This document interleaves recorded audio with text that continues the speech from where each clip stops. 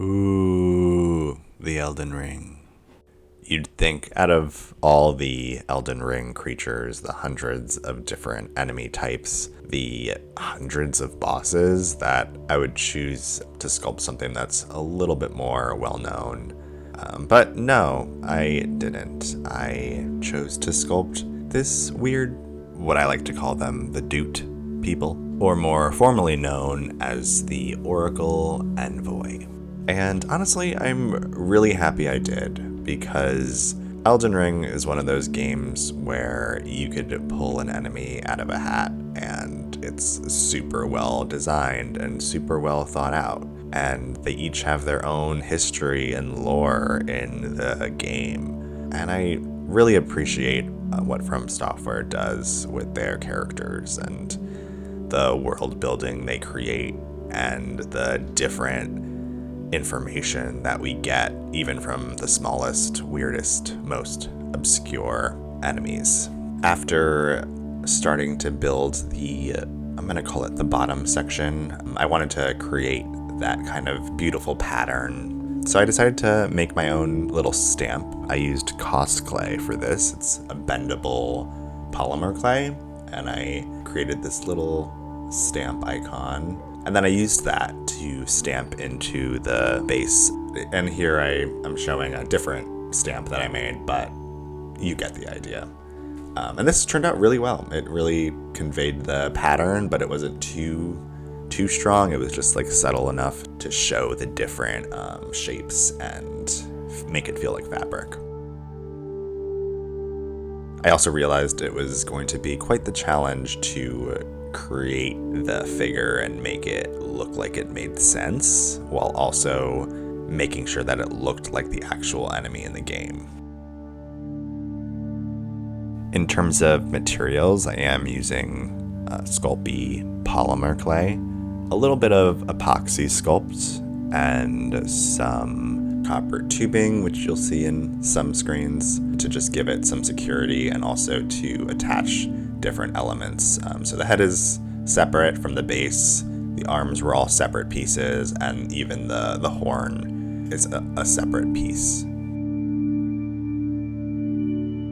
The horn was actually really fun, and here's me trying to put in little designs and make a straight line, which isn't super straight, but it worked.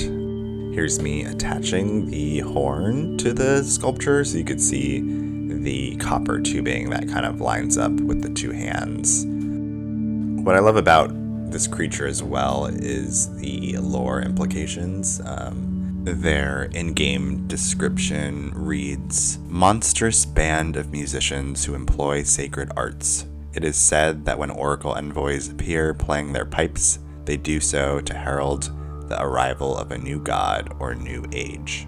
I really love that concept. When I built this, I think I was going through a lot of stuff in my life and kind of felt like a really nice change, and it kind of reflected that in the lore of these creatures. So I love that I could relate my personal story to something that I'm making. And then I moved on to painting. I started off just priming the whole figure with a spray primer, and then I moved on to hand painting everything with just acrylic paints. Here's me painting the base of the Doot. What was nice about painting this was that most of the color is just white, but it also makes it kind of tricky to paint because you don't want to just paint it all white. You need some kind of color variation, so there was a lot of blues and cold grays. I also added some gloss on the arms and face to give it that fleshy texture that the in-game model has. Here's me briefly being really serious for some reason, but also gives you an idea of the scale. And here's some final shots.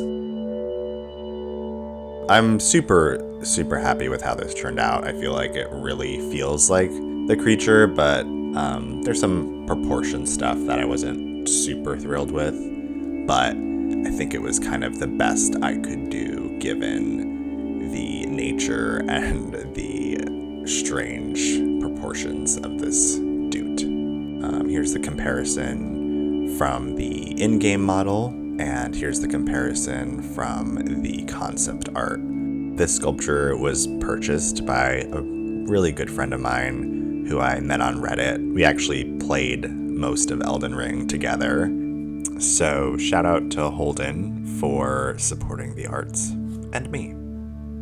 And now a fun story. I was researching or looking up reference photos, concept art to put in this video, and suddenly I saw my sculpture on there, and it was linked to an article on Game Rant, who I guess made an article about my piece on Reddit, which definitely reads AI generated, and also I love how they just credited my Reddit handle like that means anything.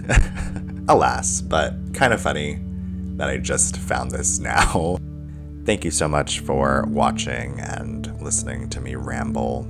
I'm trying to post something at least once a week. Maybe, if there's a lot of people here looking for the next thing, it'll keep me a little bit more accountable, which is always nice. It's always nice to have people that are excited about your next thing. Thanks again for watching. Feel free to subscribe or like, or just hang out. Say hi.